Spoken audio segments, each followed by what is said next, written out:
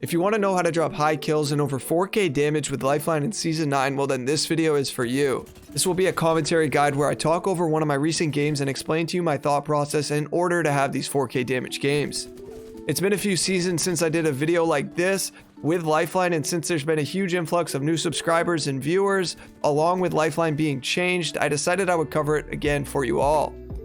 In this game, I duo queued in trios with a friend, and it really doesn't matter if you want to play trios or duos and play solo or play with friends, it's really all what's comfortable for you. I've dropped 4k damage and 20 bombs in all of the different game modes, so it's just a preference. In this game we landed Skyhook, and this was an odd game because right off rip there were only 18 teams in the lobby with 44 people. So dropping a 20 bomb in this game would have been really hard, and although I was a few kills short, I still ended up dropping over 4k damage. You need to keep in mind the squad's alive and the people alive left in the game at all times in order for the math to add up to drop high kill games. And once I had realized that that was the case for this game, I knew pretty quickly I wasn't going to drop 20 kills, but I knew after the good start I had, I was going to be able to drop 4k damage.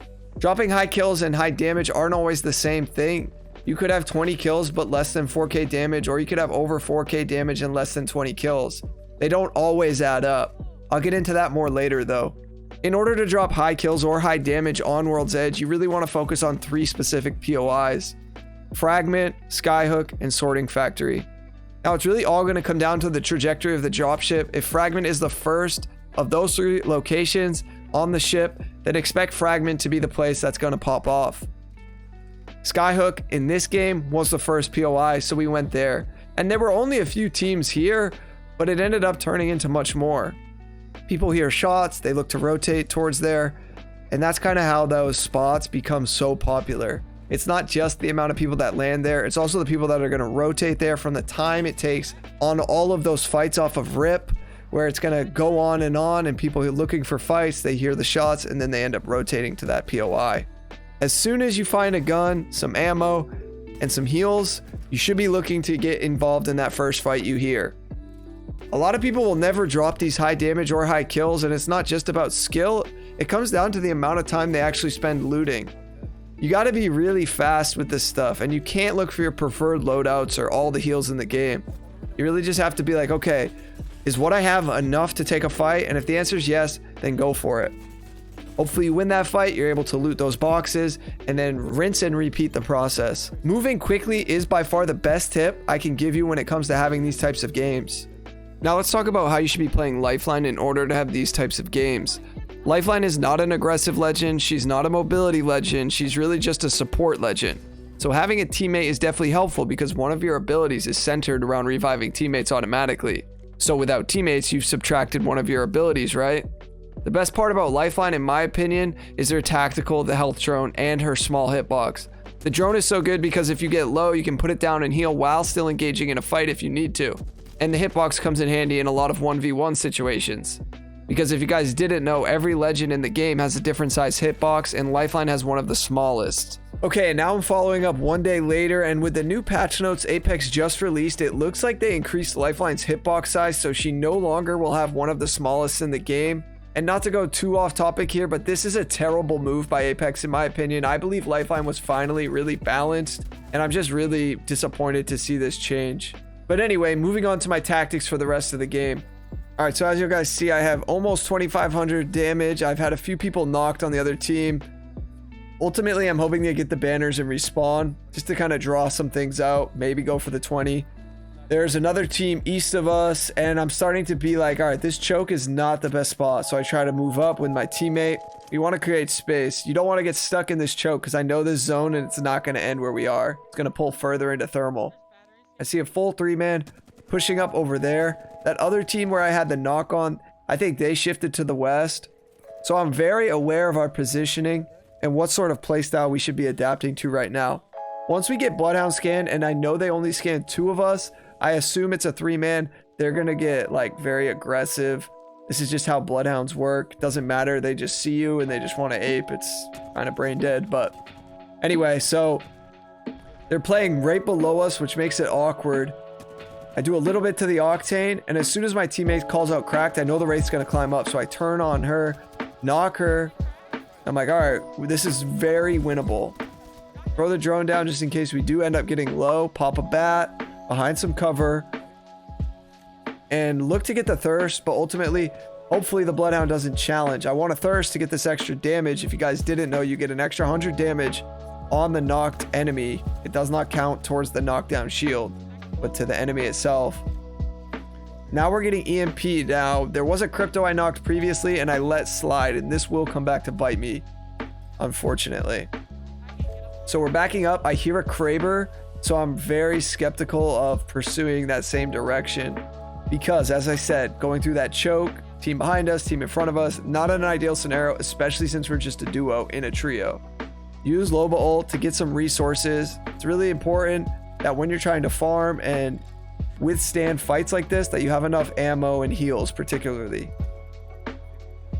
And soon we're going to come to a turning point where we either decide to go through this choke or we eat some of the storm. Now it's only round 2, and if you guys didn't know, you can basically do anything in round 1 or 2. Anything beyond 2, you start working into zone 3 or 4, you're just dead if you're in there too long. It's nothing you want to mess around in.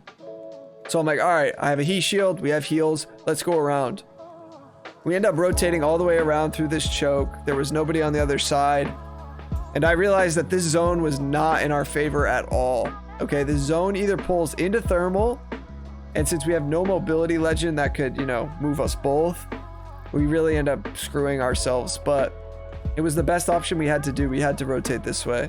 So once I look at this zone and realize like, oh man, it's pulling to that top choke almost towards geyser, my playstyle shifts to, okay, I just need to try to kill and do as much damage as I can, because whoever's smart enough to hold that high ground, there's no way we can access it. See, we don't have a legend to get up there, and the jump towers are just not gonna allow that because they're in the zone.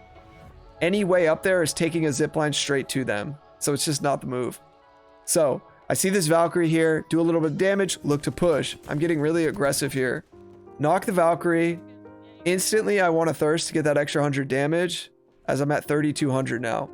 But then I see the Mirage drop down. I hear shots from the other team as well. All right, so now I want to thirst both of these two. But then I see the Rampart to my west. I feel like I'm unable to thirst the Mirage, so I just challenge the Rampart. My teammate goes down to the other team. Knock the Rampart, finish that squad.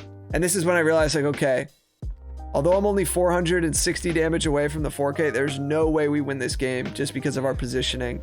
Unless the team drops and ints us. But they were pretty passive, so I figured they weren't going to do that. The Pathfinder was the only one that got aggressive. I could hear him now, and I was looking to find him, because if he wants to challenge, I was pretty confident we could kill him. I destroy the drone just so they can't see me with Crypto's passive. The Pathfinder decides to climb up. Hit him for about 60. They have a triple take and a Kraber. Not a good move. Okay, now I have the path low, so I push him, and I get really unlucky and get Krabered here. So that sets me back. Otherwise, I was pretty confident I was going to kill this Pathfinder. Then I hear a zip line. The Pathfinder shot a zip and zipped up. Now, in hindsight, we might have been able to take Pathfinder's zip, but I just felt like we would have got beamed off of the zip line. If we were really going for the win, that probably would have been the move. That was actually the only move. But I didn't really care. I was just like, all right, I kind of accepted the fate that we weren't going to win this game. So I just went for the damage. Grab some more ammo and look to peek. Now, when you're trying to farm just a little bit of damage or a lot of damage, either one, it all comes down to your angle and their angle. So obviously their angle was like 10 times better than ours. They have high ground, and then their weapons were better for it. They had triple take, wingman, Kraber, and I think an automatic weapon as well. But the triple take and the Kraber just really eliminates any sort of peeking, because if they hit their shots, then we're just dead. So I'm like, all right, I'm going to take height. I'm just going to try to farm 300 damage. And this is really all you have to play for. I mean, when you break it down, 300 damage, that's easily doable.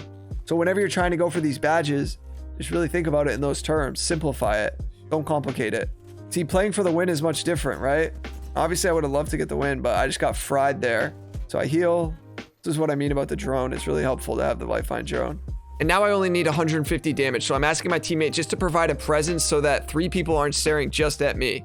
And especially with these snipers in play, I just need her to take some damage so that I can look to apply some damage to them.